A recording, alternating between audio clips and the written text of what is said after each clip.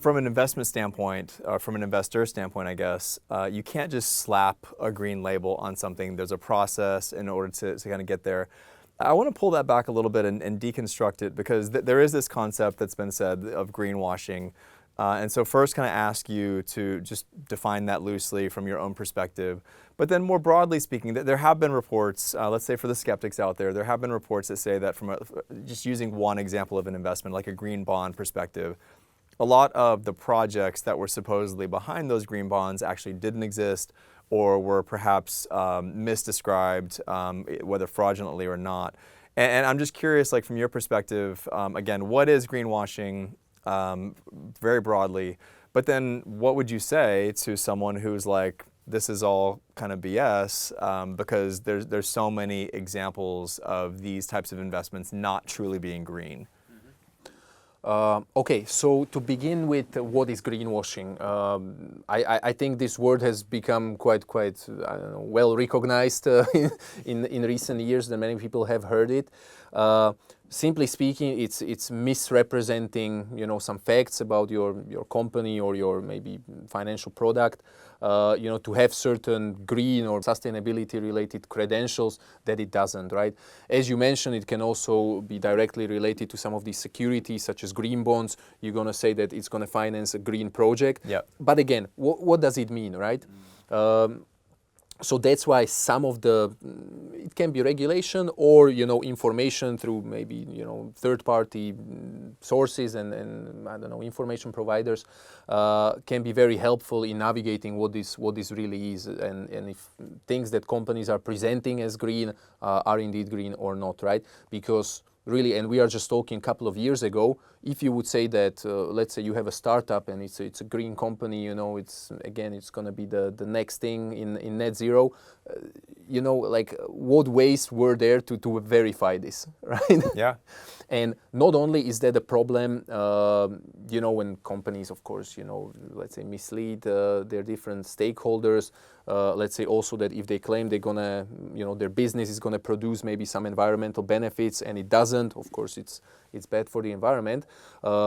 But also it can make investors make better decisions, right? Because if they assume, that your business is gonna, maybe ride this wave of transition towards a greener economy, right? Towards a lower emission economy, but actually it doesn't, of course, that can mean that, that decision to invest in the company, let's say, is going to turn out to be bad, and it's going to be based on, just misleading information.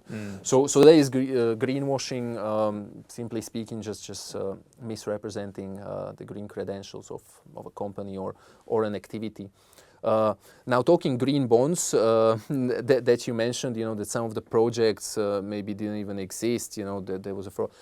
Again, here maybe I would differentiate like an outright fraud, right? That you are financing something that doesn't exist, whether that's a green bond or a regular bond, right, or anything else.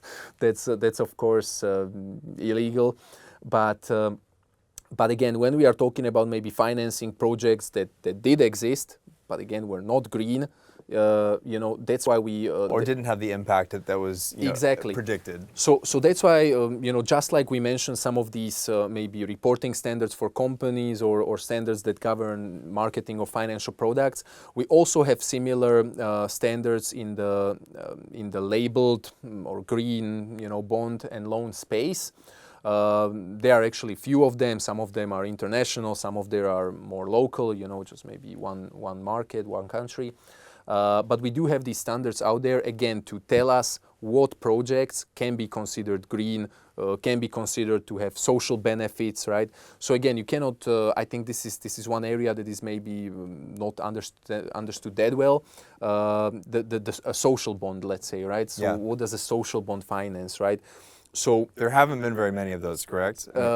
Much fewer than green bonds, but we still do see some in the market, and large issuers of these bonds are actually governments and government-related like entities. employment projects, things like that. Exactly. Or during COVID, many governments would finance their COVID relief programs. I think affordable housing is a category as well. Exactly, or any support that they were giving to the population during the crisis years of COVID, right? Or even financing their vaccine programs, right? So social bonds were really popular with the governments, still are, and And again, you can argue that that if you finance through a social bond, kind of any business venture that you can sell to people, that it benefits the people, right? Yeah. But that's not how we define social bond, Sure, right? yeah. It again, as you mentioned, it needs to be, let's say, related to affordable housing, or as I mentioned, some sort of relief programs, during crisis and so on. So I just want to say that we have specific criteria, both on the environmental side for green bonds, but also on the social side for social bonds, to prevent greenwashing, or social washing, if we want to call it that way, Sure. also in this area.